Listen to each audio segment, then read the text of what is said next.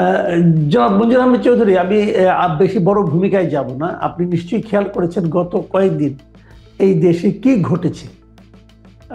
32 নম্বর বাড়ি, বঙ্গবন্ধুর 32 নম্বরের স্মৃতি বিজড়িত যে বাড়ি, যেটা নাকি আসলে কারো ব্যক্তিগত প্রপার্টি আর ছিল না, যেটা নাকি ট্রাস্টকে দান করে দেওয়া হয়েছিল, সেই বাড়িটাকে ভেঙে ঘুরিয়ে দেওয়া হয়েছে।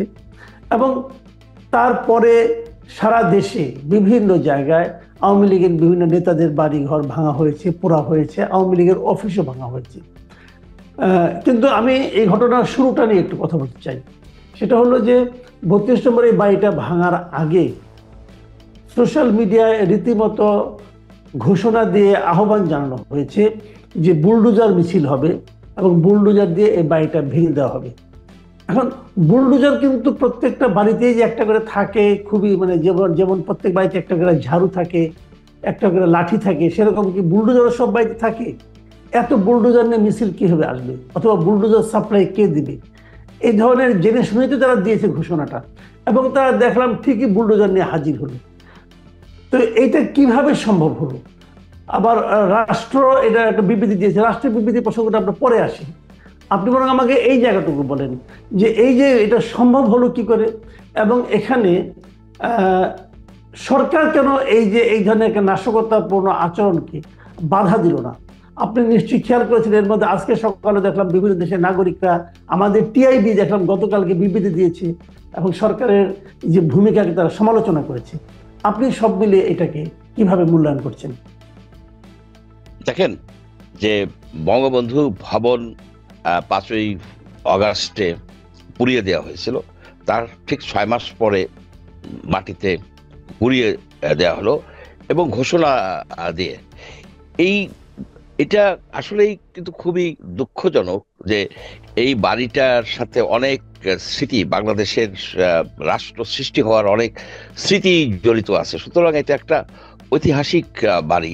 কিন্তু সবকিছু যদি আপনি মিলাই দেখেন আগে পরের, তাতে আপনি দেখবেন যে বাংলাদেশের রাষ্ট্রটা আজ এক গভীর ষড়যন্ত্রের মধ্যে পড়ে গেছে। ষড়যন্ত্রটা হচ্ছে এইটা যে বাংলাদেশ রাষ্ট্রটাকে পৃথিবীর কাছে তুলে ধরা হবে এইভাবে যে এটা একটা অকার্যকর রাষ্ট্র, এখানে একটা জঙ্গিবাদের উত্থান ঘটতেছে এবং সেই সব যে আপনার তার জন্য যা যা দরকার, অর্থাৎ নৈরাজ্যকর একটা অবস্থা, এখানে ঘোষণা দেয়া হয়েছে যে এটা ভেঙে দেওয়া হবে, বুলডোজার নিয়ে আসেন, হাতুড়ি নিয়ে আসেন, এবং ঠিক সেইভাবে ভেঙে দেওয়া হলো। সেখানে রাষ্ট্র কি করলো? রাষ্ট্র তার যে নিরাপত্তা বাহিনী আছে, যে পুলিশ চলে আসলো, পরে সেখানে মিলিটারি গেল, মিলিটারিও চলে আসলো, এবং স্বরাষ্ট্র মন্ত্রণালয়, যার দায়িত্ব হচ্ছে রাষ্ট্রের যে কোনো প্রপার্টি বলেন, মাল, জানের সাথে মাল কথাটা আসে, তাকে রক্ষা করা, এখানে তারা একদম নিশ্চুপ থাকলেন। এই যে একটা ষড়যন্ত্র, হলো যে বাংলাদেশ রাষ্ট্রের মুখে কালিমা লেপন করা, এটা একটা অকার্যকর রাষ্ট্র। এই ষড়যন্ত্র কিন্তু গভীরে প্রথিত। এটা ঢাকা, দিল্লি, ইসলামাবাদ, প্যারিস হয়ে ওয়াশিংটন পর্যন্ত আপনার এই ষড়যন্ত্রের জাল বিস্তৃত হয়ে গেছে।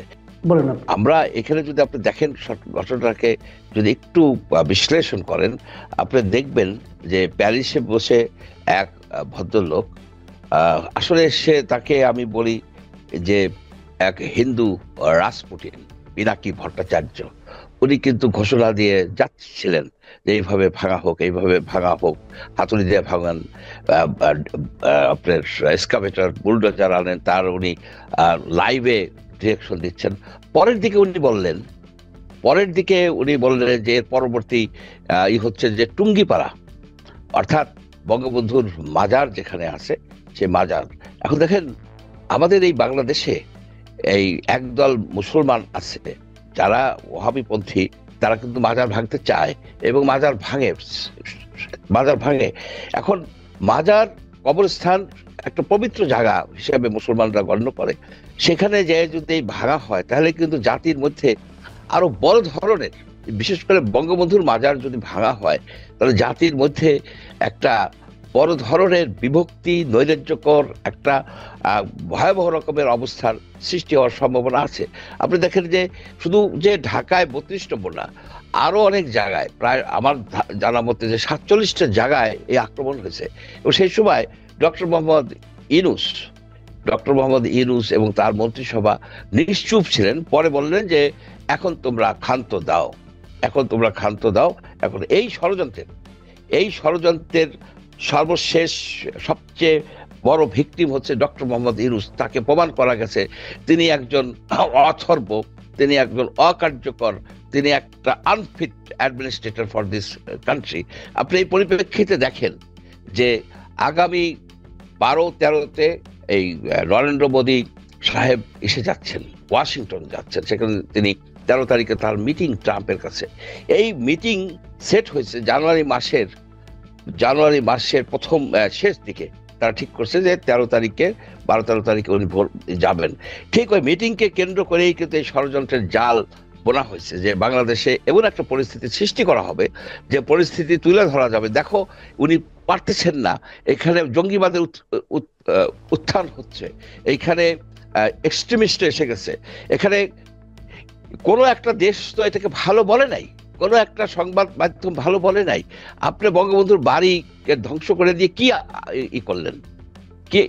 শুধুমাত্র দেখাইলেন যে এখানের পুলিশ বাহিনীর কোনো দায়িত্ব নাই, এখানে সিকিউরিটি এজেন্সি, সিকিউরিটি যে অর্গানাইজেশনগুলি আছে তারা দায়িত্বহীন, মন্ত্রিসভা দায়িত্বহীন। এবং এখানে অনেক ধরনের স্লোগান দেওয়া হয়েছে, যেটা মৌলবাদী স্লোগান, এটা মৌলবাদীর উত্থান করতেছে। সুতরাং এই সরকার দুর্বল, এই সরকারের উপর একটা বড় ধরনের চাপ ভারত সৃষ্টি করার জন্য তাদের যে এজেন্ট যে এই প্যারিসে বসে সেই হিন্দু রাষ্ট্রপতি পিনাকি ভট্টাচার্যের মাধ্যমে এই টোটাল জিনিসটা আপনার অর্গানাইজ করছে।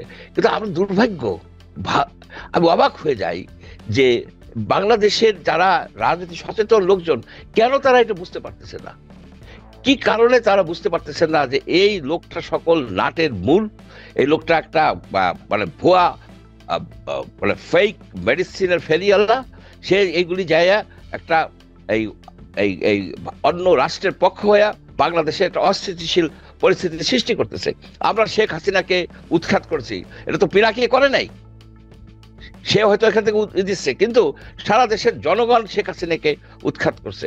এখন আমাদের দরকার হচ্ছে যে স্থিতিশীলতা, একটা শক্তভাবে আমরা যেন আইন শৃঙ্খলাটা, ইকোনমিটাকে একটা পথে আনতে পারি, যেন বাংলাদেশ গণতন্ত্রের পথে যেতে চায়। একটু থামাই মানে কি, আমি কিন্তু ইকুয়েশনটা বুঝতে পারছি না। আপনি যে কথাটা বলছেন বুঝতে পারছেন, এই কারণে আপনি একদিকে দায়ী করছেন পিনাকি ভট্টাচার্য, উনি উস্কানি দিয়েছেন, উনি ভারতকে হেল্প করার জন্য ট্রাম্পের সঙ্গে মোদির এই বৈঠকের সময় ভারতকে একটা বাড়তি মাইলেজ দেওয়ার জন্য উনি এই দেশকে একটা জঙ্গিবাদী রাষ্ট্র হিসেবে সারা দুনিয়ার কাছে প্রমাণ করার জন্য পিনাকিটা করছেন, মানলাম। তো যদি হয়েও থাকে তর্কের খাতিরে, তাহলে সরকার কেন এটাকে প্রতিরোধ করলো না? সরকার কি পিনাকি চালাচ্ছে, নাকি সরকারের উপর পিনাকি এত প্রভাব আছে? না, এখানে বুঝতে হবে যে এই সরকারের ভিতরে বেশ কিছু অ্যাডভাইজার আছে যারা ভারত এবং আমেরিকার তাবেদার। এখন আমেরিকা কিন্তু সবসময় বলে ডোন্ট মেস উইথ ইন্ডিয়া। এই যে কোনো সরকারকে তারা বলে যে ইন্ডিয়ার সাথে তোমাদের সম্পর্ক যেন খারাপ না হয়। এরকম আরো আছে যারা ভারতের কথায় চলে, ভারতের কথায় তারা নিশ্চুপ রয়েছে যে না, বঙ্গবন্ধুর বাড়ি ভেঙে দিলে পরে একটা বিরাট অ্যাচিভমেন্ট হবে। যে অ্যাচিভমেন্ট হয়েছে, ভারতের জন্য অ্যাচিভমেন্ট হয়েছে যে এখানে আইন শৃঙ্খলা নাই, যে উদ্দেশ্য নিয়ে আসছে সেজন্য মন্ত্রিসভা কিছুই বলে নাই। শেষের দিকে এসে তাদের সম্বিত ফিরছে, তাদের ভিতরে তো আছে অনেক লোকজন এসে সম্বিত ফিরছে যে না, এটাকে অ্যালাউ করা যায় না। এখানে যখন আপনি দেখেন গাজীপুরে লোক মারা গেছে, যখন এরকম পরিস্থিতি হয়েছে, আমাদের কি ইন্টেলিজেন্স ব্রাঞ্চ নাই যে তারা কি জানতো না যে এই ধরনের একটা অবস্থা হতে পারে? এই যে সে লোকগুলি মারা গেল, আহত হইলো, এটা আমাদের জন্য কি ভালো কোনো কিছু আনলো? ডক্টর ইউনূসের সরকারের জন্য কি ভালো কোনো বার্তা আনলো? আপনার বাড়ি পোড়াবেন কেন? আপনার যে সব অপরাধী আছে তাদেরকে তো আপনি ধরতেছেন না। আপনি তাদেরকে ধরতেছেন না। এই যে 600 কতজন আওয়ামী সন্ত্রাসী, আওয়ামী মানে লুটপাট করছে, অপরাধী, তারা অপরাধী, হত্যাকাণ্ডের সাথে জড়িত ছিল সরকারের থেকে, তাদেরকে পলায় যেতে দিচ্ছেন। আপনি জিজ্ঞেস করার সাহস নাই কে তাদেরকে পলায় যেতে দিছে, কেমনে, কিভাবে গেছে। আপনি সেটা কিন্তু, আরাফাত কিভাবে গেছে, এই যে আরাফাত কিভাবে গেছে, কারা নিয়ে গেছে, তো সেগুলি জিজ্ঞেস করতেছেন না। আপনারা দেশের মধ্যে একটা অস্থিতিশীল পরিস্থিতি সৃষ্টি করতেছেন, যাতে সাধারণ মানুষের একটা ভিতরে একটা অস্থিরতা আসে, তারা অস্বস্তিকর পরিস্থিতিতে পড়ে গেছে, এবং সরকারকে আনপপুলার করার জন্য যে একটা সুদূর পরিকল্পনা, সেই পরিকল্পনার অংশ হিসাবে আজকে বঙ্গবন্ধুর বাড়ি প্রায় গুড়িয়ে দেওয়া হলো, এবং এবং আপনি তার মাজারে আক্রমণ করার প্ল্যান করা হলো। আজকে সারা বাংলাদেশের প্রায় 47টা জায়গায় যে এই যে একটা বাড়িঘর পড়ায় দেওয়া হয়েছে, গুড়িয়ে দেওয়া হয়েছে, ইত্যাদি ইত্যাদি, এগুলোতে কি অ্যাচিভমেন্ট হয়েছে? তাহলে এখন আমি যেটা বলছি, যখন